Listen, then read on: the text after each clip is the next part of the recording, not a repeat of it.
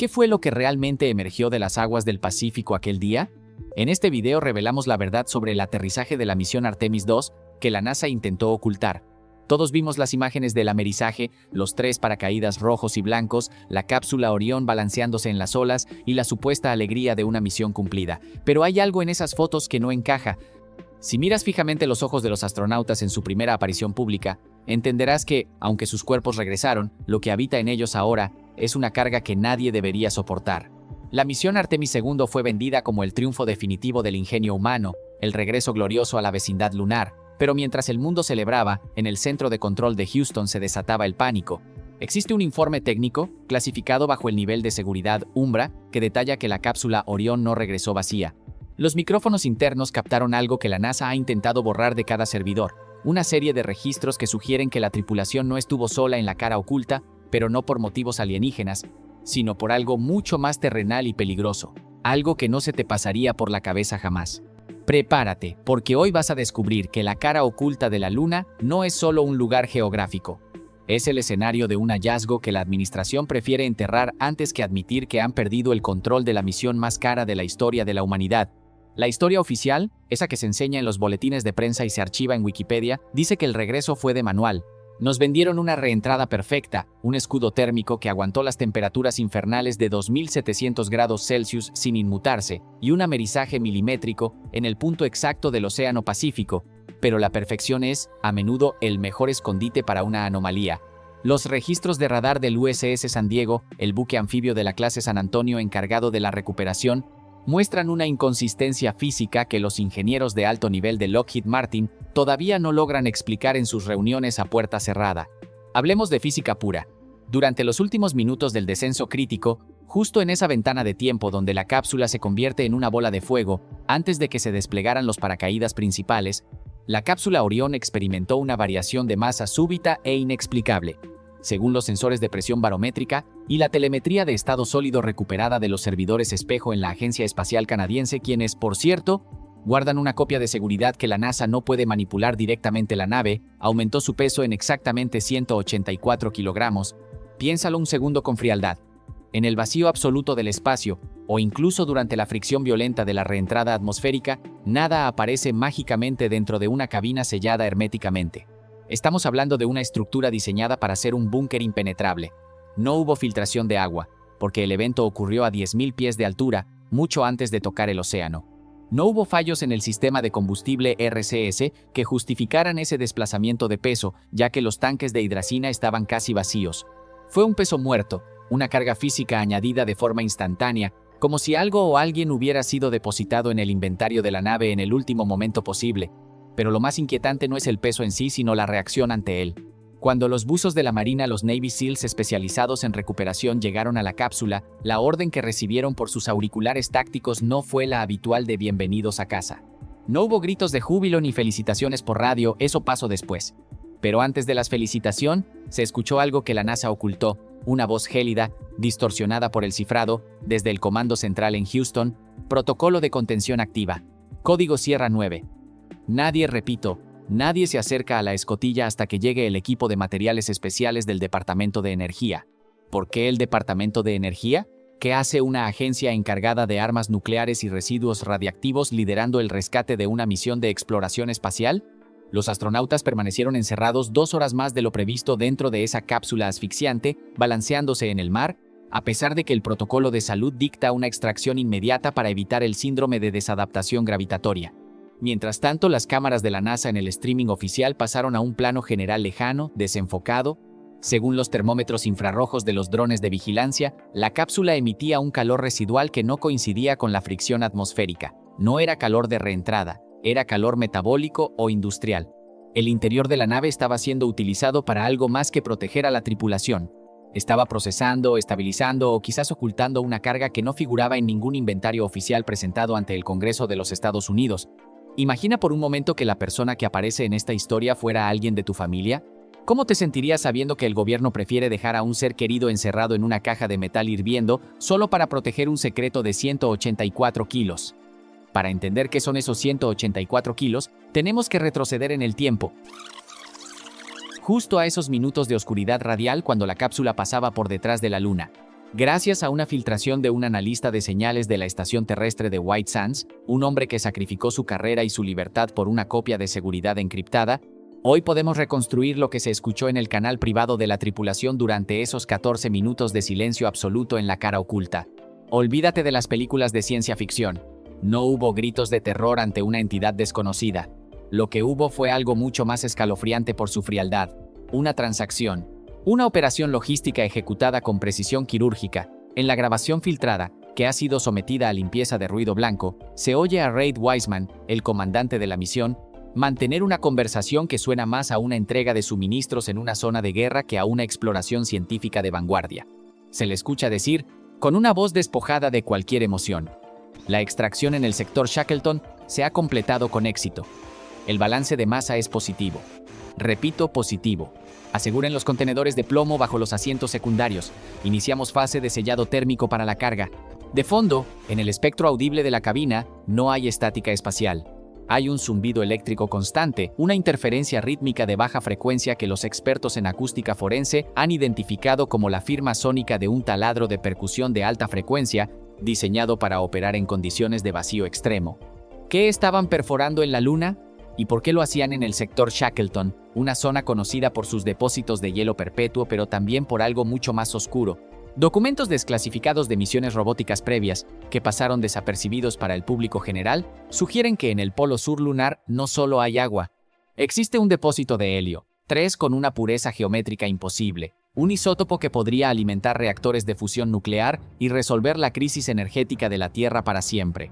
Pero el helio 3 es solo la punta del iceberg. El audio revela que la tripulación estaba nerviosa, pero no por el riesgo de morir en el espacio profundo, sino por la posibilidad inminente de ser detectados por radares externos de potencias extranjeras. Si los satélites de reconocimiento chinos captan la firma térmica del generador criogénico, estamos fuera del tratado, susurra Christina Koch en la grabación, con una respiración agitada que delata el miedo a un conflicto geopolítico sin precedentes. Se refiere al Tratado del Espacio Exterior de 1967, que prohíbe la apropiación de recursos celestiales para fines comerciales o militares. La conclusión es devastadora. La NASA no estaba allí para poner una bandera o hacer fotos bonitas de la Tierra para Instagram. Estaba allí para ejecutar la primera operación minera ilegal de la historia, bajo el amparo de la oscuridad absoluta de la cara oculta, lejos de los ojos de los telescopios terrestres. La cápsula no aumentó de peso por un error informático o una falla de los sensores. Aumentó de peso porque traían muestras físicas de un material mineral cuya densidad es tan alta y sus aplicaciones energéticas tan vastas que unos pocos kilos valen más que todo el presupuesto acumulado de la misión Artemis. Estaban transportando el nuevo oro del siglo XXI y nosotros, los espectadores, estábamos aplaudiendo frente a la pantalla sin saber que éramos cómplices de un expolio interplanetario. Cuando la cápsula finalmente fue abierta y los astronautas fueron extraídos, la narrativa oficial nos mostró lo de siempre: héroes regresando a casa. Vimos a los astronautas caminar hacia el centro médico del buque de recuperación, saludando a las cámaras con esa sonrisa ensayada que parece venir de fábrica en el entrenamiento de la NASA. Pero la verdad se esconde en los detalles que el ojo humano no está entrenado para ver.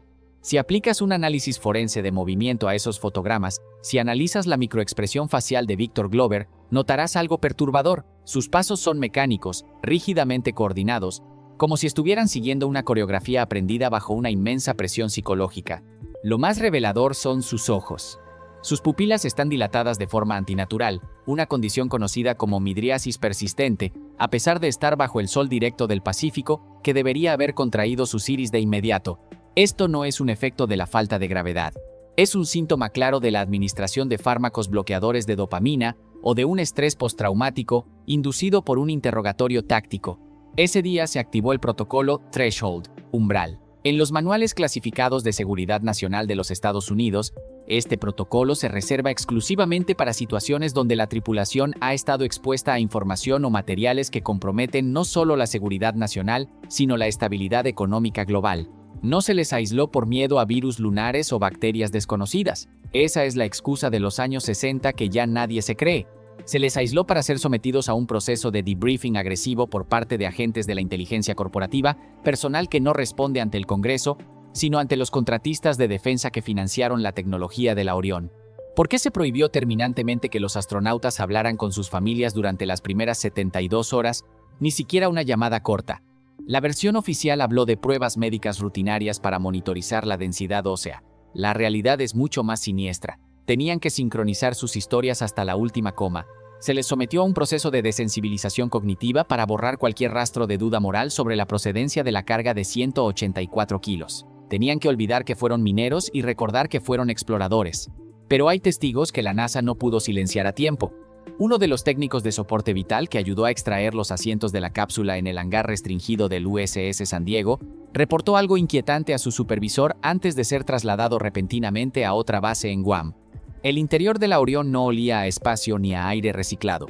Olía a ozono ionizado y a metal quemado de forma industrial, una firma química que solo se produce cuando se utiliza soldadura por arco de argón o equipos de procesamiento de materiales pesados. Más aún, los revestimientos de las paredes interiores de la cápsula, fabricados con polímeros de alta resistencia, mostraban marcas de presión y anclajes que no estaban allí en el momento del despegue en Cabo Cañaveral. La cápsula había sido reconfigurada físicamente en pleno vuelo para actuar como una caja fuerte blindada. La pregunta que nadie se atreve a hacer es, si los astronautas estaban en sus asientos, ¿dónde colocaron los 184 kilos de mineral radiactivo?